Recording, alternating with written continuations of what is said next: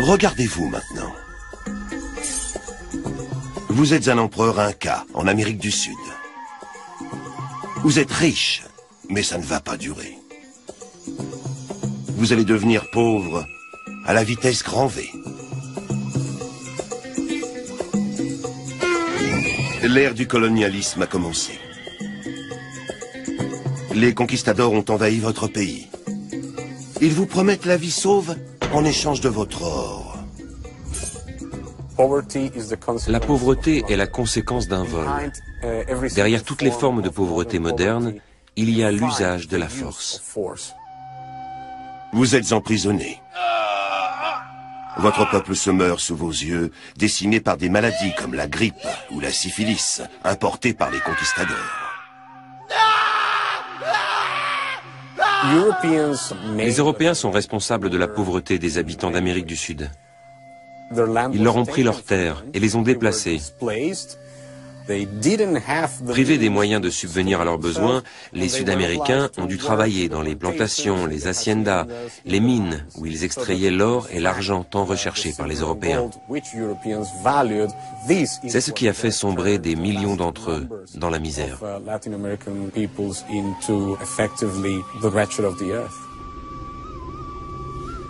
Dans votre rêve, l'empereur Inca fait un rêve. Vous survolez la Terre. L'Europe n'est pas encore plus riche que le reste du monde. Vous vous demandez comment les choses ont pu changer à ce point. La réponse est peut-être en Amérique du Sud. Les colons européens sont en train d'y jeter les bases de la pauvreté moderne. Puis vous traversez les nuages en direction de l'Afrique pour voir si le continent noir souffre déjà de la faim. L'Afrique précoloniale avait une économie très prospère. Beaucoup de gens ordinaires participaient à la production économique. En Afrique de l'Est, quand les Portugais sont arrivés à la fin du XVe siècle et au début du XVIe, les sociétés swahili de Mogadiscio à l'île de Kilwa au large du Mozambique étaient à l'apogée de leur puissance commerciale.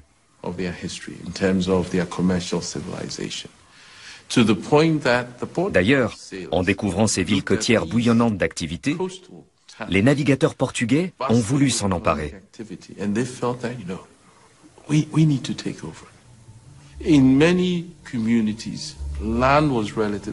En Afrique centrale, les terres cultivées étaient nombreuses.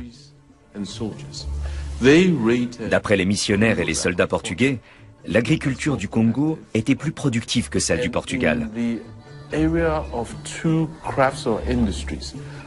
Dans le domaine de l'artisanat, ils considéraient que le textile et la métallurgie égalaient ce qui se faisait de mieux en Europe.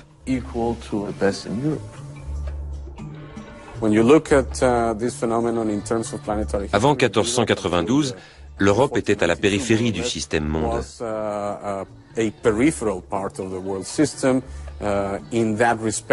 C'était une région relativement pauvre comparée au reste du globe. En Afrique, en Asie et en Amérique, il y avait des civilisations florissantes. Après 1492, la situation change radicalement. Vous, l'empereur des Incas, mourrez étranglé avec un collier de fer. Nous appelons cette mort douloureuse le supplice des garrots, vois-tu? Regardez bien dans le cadre de la théorie économique. Le concept de développement véhicule une vision très idéalisée du processus d'accumulation du capital qui a permis de financer l'industrialisation de l'Europe. En d'autres termes, il occulte le processus réel de cette accumulation. Quand nous faisons des études d'économie, qu'est-ce qu'on nous apprend? On dit que l'accumulation du capital en Occident, c'était comment? Parce qu'il y a eu la révolution agricole. La révolution agricole a dégagé un surplus et ce surplus a permis de financer l'industrialisation. Voilà ce qu'on nous apprend dans les études de commerce. Mais la vérité, c'est quoi? La vérité, l'accumulation du capital en Europe, nous savons qu'elle s'est faite d'abord par la conquête des Amériques. Il y a eu cette conquête des Amériques, il y a eu le vol de l'or des Amériques. Hein, ce n'est pas une fiction, c'est une réalité qui est là. Ça s'est fait par le commerce triangulaire, mais qu'est-ce que c'est que le commerce triangulaire? Une main-d'œuvre qui n'était pas payée, d'accord, puisque c'était des esclaves. Ah. Si vous avez une industrie qui ne rémunère pas sa main-d'œuvre, ben forcément elle fait des bénéfices. Il y a eu également, pour citer donc en dernier, la colonisation. Hein, voilà les trois éléments qui ont réellement permis l'accumulation du capital en Occident. Depuis Adam Smith, qui était un des grands théoriciens de l'Europe, le concept de développement, il faut bien retenir ça, le concept de développement est le discours par lequel l'Occident se déculpabilise de son passé en occultant les rapports de force externes qui ont permis l'accumulation primitive du capital et qui ont déclenché l'industrialisation. Vous ressortez de l'autre côté, en Chine, en 1743. Vous êtes une jeune fille dans un vaste champ. La terre est sèche. Rien ne pousse. La terre est sèche. Il pourrait y avoir une famine. Mais vous vous sentez en sécurité en Chine. Dès l'époque des premiers documents, la prévention des famines et des inondations est considérée comme une tâche essentielle des souverains. La famine de 1743 est célèbre parce que les secours ont été exemplaires. La météorologie a permis de prévoir la crise. La sécheresse n'est pas un phénomène imprévisible. C'est l'absence de pluie pendant des mois. Donc les autorités savaient qu'il y aurait une sécheresse. Les greniers étaient pleins. Il est possible que 2 millions de personnes aient reçu de l'aide alimentaire. Grâce à ces sacs, vous ne mourrez pas de faim.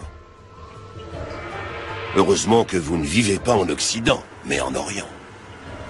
Sous un bon gouvernement, la pauvreté est une honte.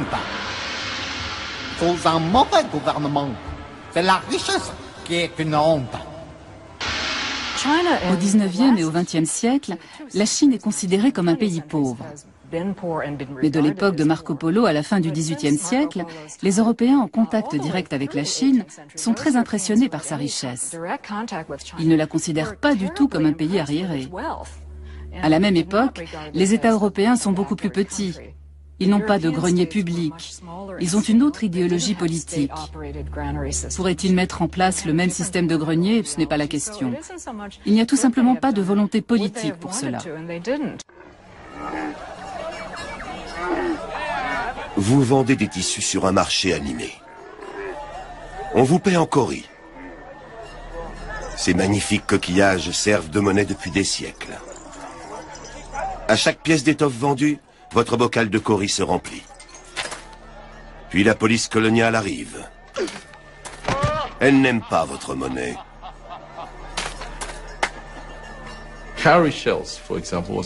Les kauris, par exemple, sont une monnaie locale importante.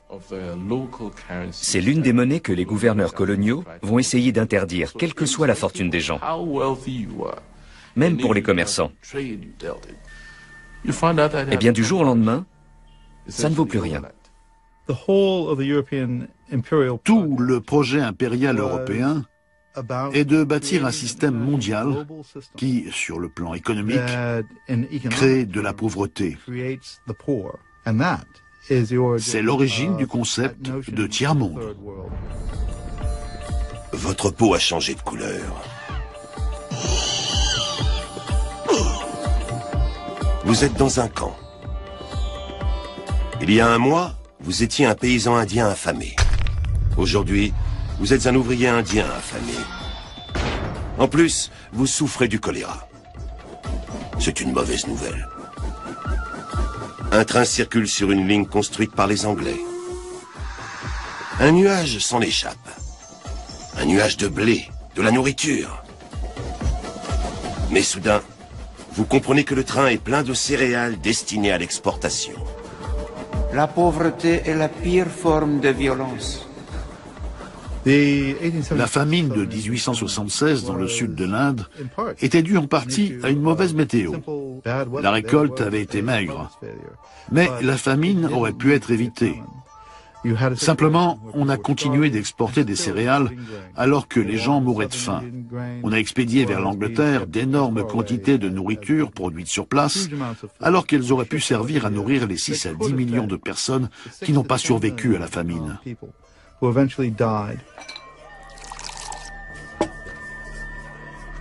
Vous servez maintenant de l'alcool aux travailleurs pauvres d'Afrique du Sud.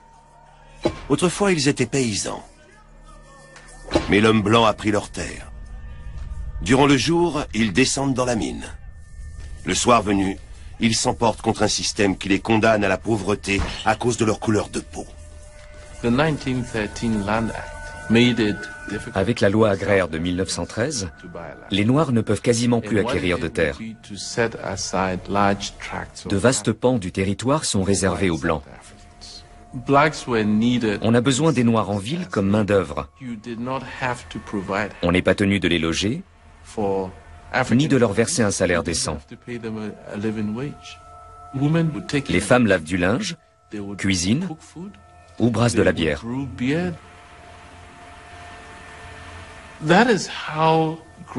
C'est la raison pour laquelle on voit apparaître progressivement des bidonvilles à proximité des villes. Regardez dans ce verre rempli de la bière que vous brassez. Vous allez voir les 30 prochaines années de l'humanité.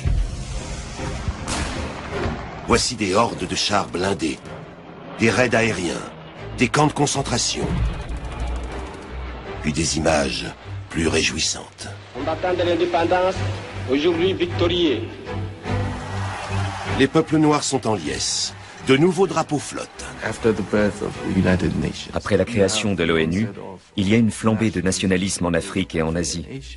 De nouvelles nations voient le jour. L'Inde en 1947, le Ghana en Afrique subsaharienne en 1957. Elles deviennent toutes membres des Nations Unies. Et donc les questions comme la fin du colonialisme ou la richesse et la pauvreté relative des nations sont débattues au sein de l'ONU. Vous avez changé. Vous portez une robe luxueuse. Des hommes en costume vous suivent. Vous n'êtes plus pauvre. Vous êtes la future chef d'État d'un pays pauvre. Vous êtes venu écouter un discours. More than half the people of the world are living in conditions approaching misery. Their poverty is a handicap and a threat both to them and to more prosperous areas. For the first time in history, humanity possesses the knowledge and skill to relieve the suffering of these people. Une nouvelle page de l'histoire s'ouvre. Le monde se divise maintenant en pays riches et pauvres.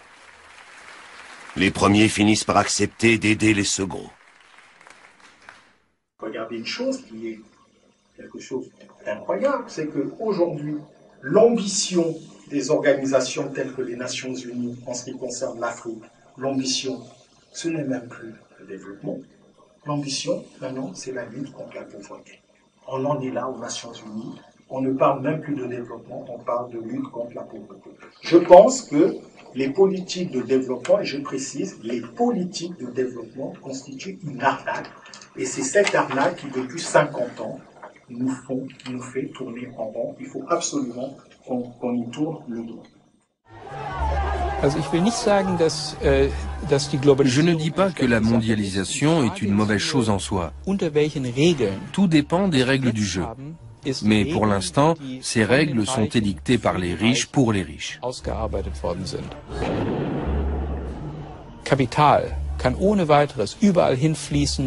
Le capital peut circuler partout librement, sans contrainte, et s'investir où il veut. Mais pas la main-d'œuvre. Un Indien pauvre qui a appris la coiffure et veut exercer son métier en Allemagne ou en Amérique ne pourra pas entrer dans ces pays. Vous voilà devant une ambassade. Vous faites la queue durant des heures. Vous demandez un visa. Vous devez remplir des pages et des pages de formulaires. La pauvreté est très différente de ce qu'elle était autrefois.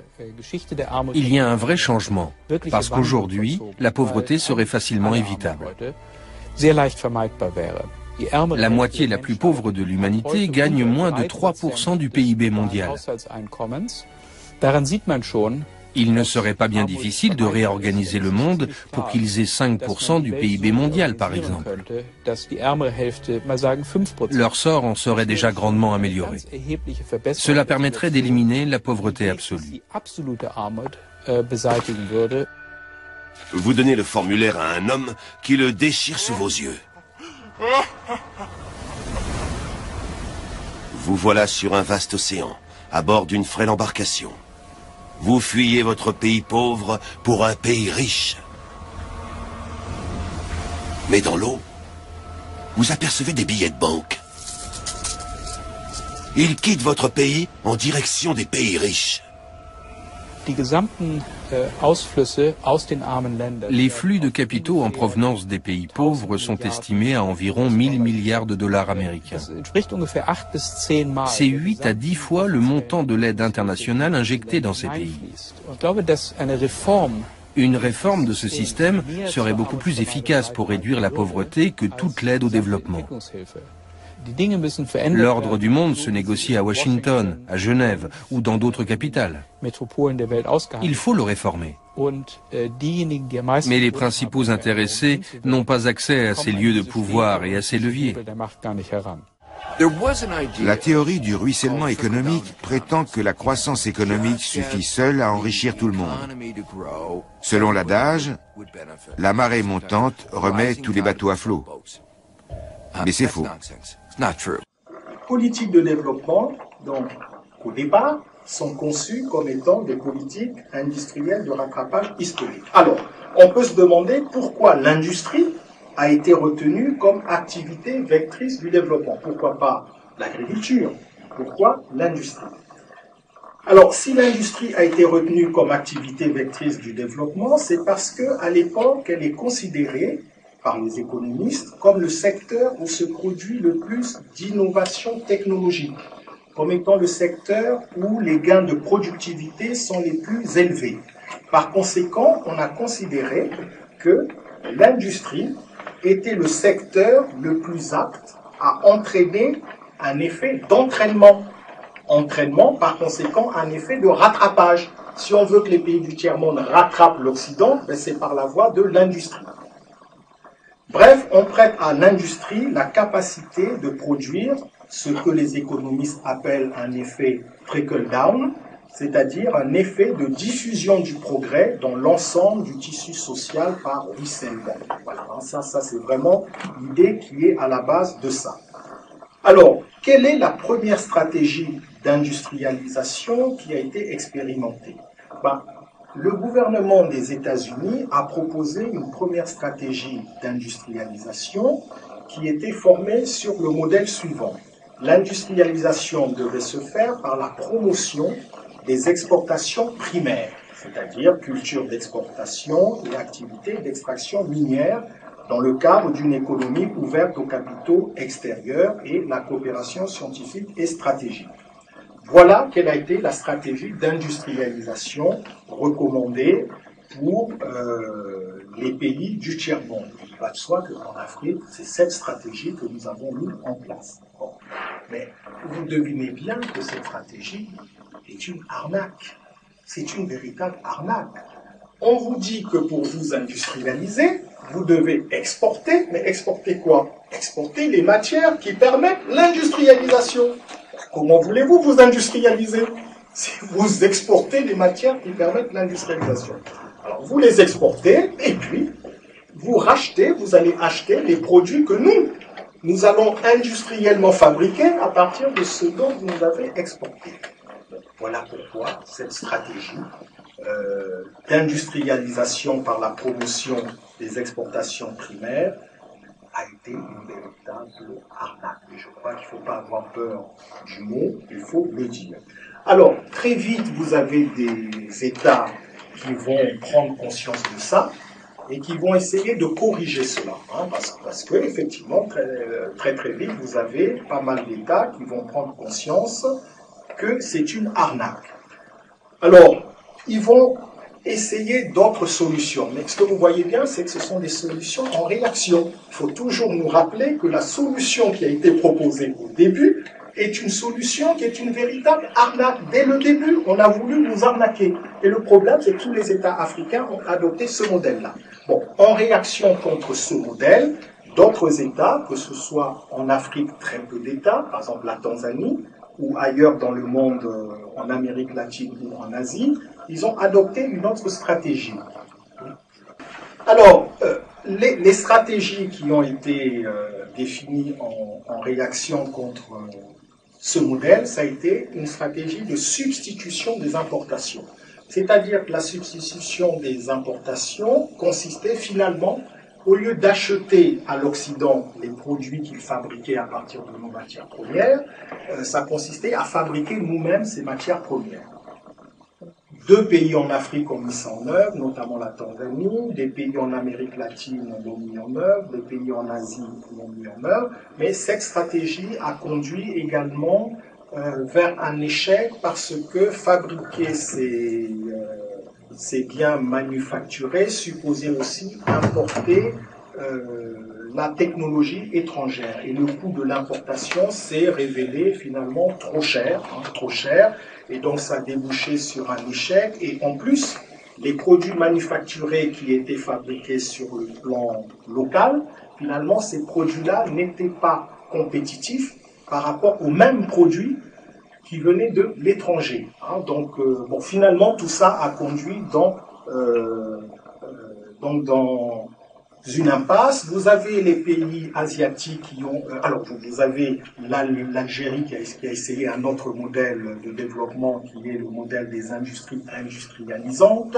Bon, je ne peux pas m'attarder trop dessus parce qu'on rentre dans des débats trop techniques, mais là aussi, ce modèle des industries industrialisantes a conduit à un échec parce que là aussi, il y a une dépendance par rapport à la technologie qui est étrangère. Vous connaissez tous l'Algérie d'aujourd'hui, vous voyez bien, ça n'a pas produit les effets escomptés. Donc la question n'est pas la pauvreté. La question c'est la paupérisation, et le pillage et l'humiliation. Vous mettre dans la tête que vous êtes pauvre. Parce que ces richesses, les modalités de mise en œuvre de ces richesses font que vous dépendez de leurs capitaux et de leur technologie. Donc cette dépendance financière, monétaire, technologique ne vous permet pas de mettre en valeur vos propres ressources. Et parce que vous êtes entré dans un modèle économique qui fonctionne avec ces ressources naturelles-là. Donc, le problème n'est pas la pauvreté, c'est un faux débat. En Afrique aujourd'hui, je m'y essaie, quoi. Moi, je pense qu'on a tout pour créer, pour redynamiser les économies locales, pour vivre dignement, sainement. Mais il y a le télescopage constant, permanent, d'autres images et la création de besoins.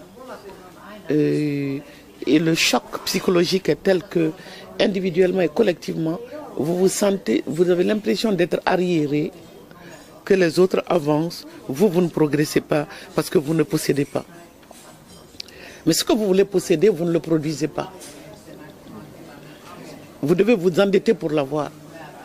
Donc vous vous mettez en situation d'esclavage en vue d'atteindre l'autre qui ne demande que ça.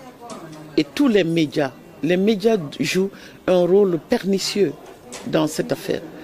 Donc les médias ne peuvent fonctionner que sur la base de la publicité. La publicité pose les plus pauvres à s'appauvrir davantage et à s'enchaîner. Donc l'un des défis de la solidarité internationale, est-ce que les consommateurs et les citoyens du Nord sont prêts à renoncer aux marchandises et acheter le moins cher possible et enrichir les multinationales de telle sorte que chez nous, la guerre pour le pétrole, l'uranium et les ressources naturelles puisse se calmer? Ou alors est-ce que les citoyens du Nord, même les plus engagés, peuvent penser que le chômage, la croissance ne se gagne qu'en pillant le Sud? Ça, c'est le problème, la question de confiance aujourd'hui qu'il faut poser aux militants du Nord.